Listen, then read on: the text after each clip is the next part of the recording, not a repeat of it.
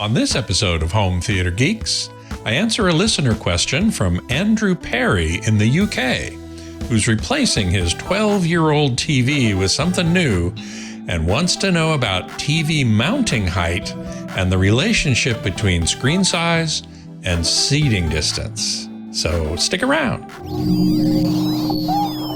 Podcasts you love. From people you trust. This is TWiT.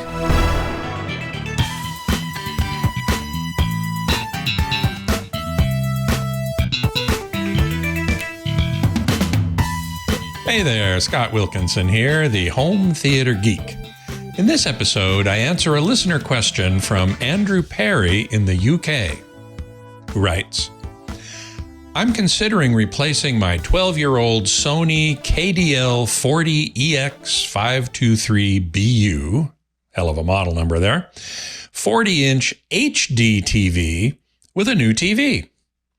I've heard you talk about the correct placement of a TV in a lounge or living room, but I think I missed the details of this. What is the correct height to install a TV, as well as the correct distance from the viewer, and therefore the correct size TV? Can you enlighten me on this one? Andrew, I sure can. Absolutely. This is a great question, common. A lot of people need to think about this, so let me get into it. Let's start with screen size and viewing distance. These relate to SMPTE, the Society of Motion Picture and Television Engineers, and THX. They have standards for how much of your field of view the screen should occupy. The SMPTE minimum recommended field of view is 30 degrees. Okay, so 30 degrees from your eyes out to the screen.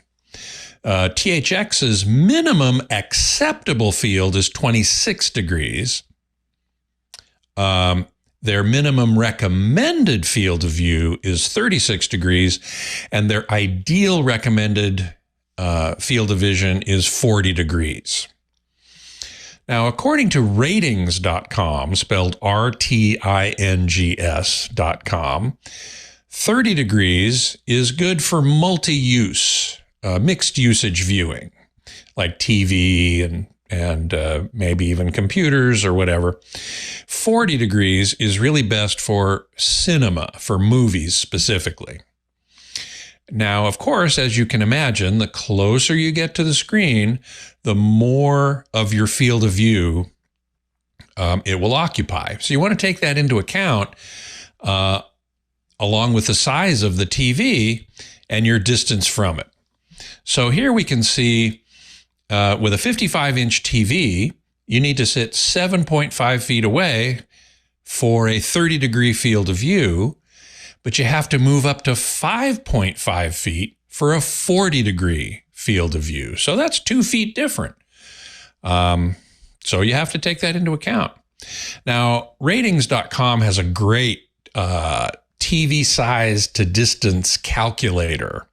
And we're going to put the URL in the show notes. It's an interactive calculator where you can specify the size of the TV and or your distance. And it will show you the ideal distance. So we can see here, you can either move the distance slider and it'll tell you the ideal screen size, or you can move the size slider and it will tell you the ideal distance. Now, this particular calculator is based on a field of view of 30 degrees. That same page where this calculator lives also has a table for 30 and 40 degrees, which we can see in the next graphic. So with a size of, say, 65 inches, for a 30-degree field of view, you want to be 8.9 feet away. And for 40 degrees field of view, you want to be 6.5 feet away. So those are things to keep into account. I'd probably put my distance somewhere between the two or closer to the 40 degree, especially if you mostly watch movies. If you mostly watch other things, you could be a little farther away. Now, there's another issue to consider. and that is visual acuity. Now, humans with 20/20 eyesight, or corrected 20/20 eyesight, such as myself, can distinguish details as small as 1/60th of a degree. Now, on pixel-based TVs, of course, the pixel is the smallest detail that can be represented. So to see details that small on a 4K TV, that is, if you have a detail that's just 1 pixel, you need to sit way closer than the SMPTE or THX recommendations. Now, I found another calculator that I thought was pretty good online. It's from a website called Inch Calculator. And it also shows TV size and viewing distance relationship. We'll put the URL in the show notes. And it reveals, you put in the TV size, and it reveals the seating distance for 40 degrees, 36 degrees, 30 degrees, and 26 degrees. And also the visual acuity distance. That is the distance at which you can see individual pixels on a screen. And that's based on the resolution of the screen, right? So 1080p was quite a bit farther away than 4K, and even more than 8K. So let's take an example. Let's take a 65-inch TV, 4K, and here are the seating distances that the Inch Calculator recommends. For 40-degree viewing angle, 6.5 feet, which is what we saw before. THX max recommended distance, 7.3 feet for 36-degree angle. For a 30-degree angle, it's 8.8 feet, and for a 26-degree angle, it's 10.2 feet. But look at that last one. Visual acuity distance, the distance at which you can see the individual pixels, 3.8 feet, which is obviously way closer than you would want to sit, because the field of view it'll encompass a wide field of view, and you'll have to turn your head back and forth to see everything on the screen. Now, you don't want to sit as close as that because you'll be able to see the pixels. So you want to back up a little bit from that. But still, it's way closer than you want to be. But what that means is if you sit at the right distance for the field of view, you're not going to be able to see all of the detail that's on a 4K screen. So it's a trade-off. It's also another reason why I don't think 8K screens are worth it. Because if you sit at the right distance to get the right field of view, you're not going to see all the detail on a 4K screen, much less an 8K screen. So 4K is plenty good enough, in my opinion. And as I said, the visual acuity distance depends on the resolution of the screen. Lower resolution means you can sit farther away. And the next graphic I want to show you shows screen sizes and distances for different resolutions. So as you can see here, you can sit much farther away from a 480 screen. And to make 720p worth it, which we don't even have anymore, you can sit closer. And for 1080p closer, and for Ultra HD closer still. And for higher resolution, such as 8K, you can sit even closer still.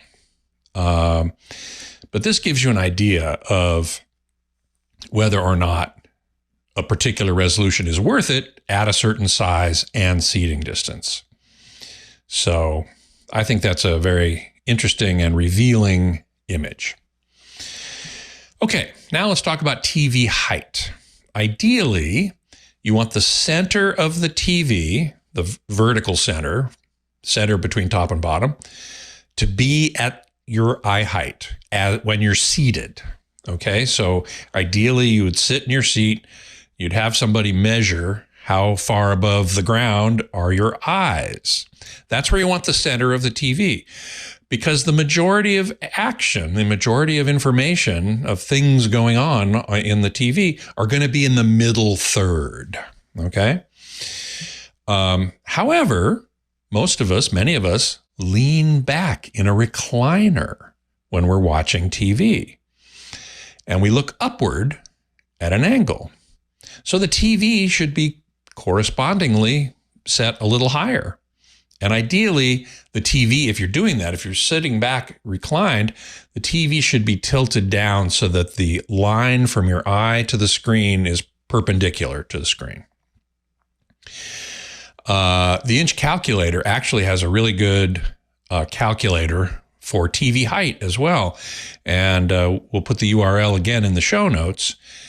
It takes into account whether you're reclining, and you have to kind of estimate what's the angle that you're looking up at. Typically, it would be in the 5 or 10 degree range. And if you're doing that, then you enter that into this calculator, and it'll tell you where the center of the TV should be and where the bottom of the TV should be from the floor. So that's very helpful. Now, as I've said many times, it's a really bad idea to put a TV over a fireplace. So many people do it, and every single time I say, don't do it. It's just a bad idea because it's way too high for comfortable viewing. You'd have to be reclining way back in order for that to be the right height, and the TV would have to be tilted down a great deal in order for you to be able to be looking at it straight on. So generally speaking, I do not recommend putting it over the TV.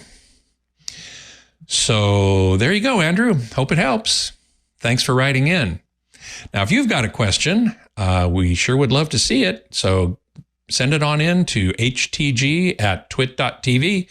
You can send it as an email, which most people do, or even better, you can send it as an audio file, or even better, a video file, which will play on the show. And we love to do that. So in any event, we love to hear from you, and I will answer as many of those questions as I can. And as always, we thank you for your support of the TWiT network with your membership in Club TWiT, which, of course, you can avoid that by listening to the audio only. But as you saw in this episode, or heard in this episode, there's an advantage to being a member and watching the video because you get to see some of the great graphics I put together for you. So I do hope you will join the club, which also lets you come into the Discord channel and watch us make the show live. So I look forward to seeing you there. Until next time, geek out.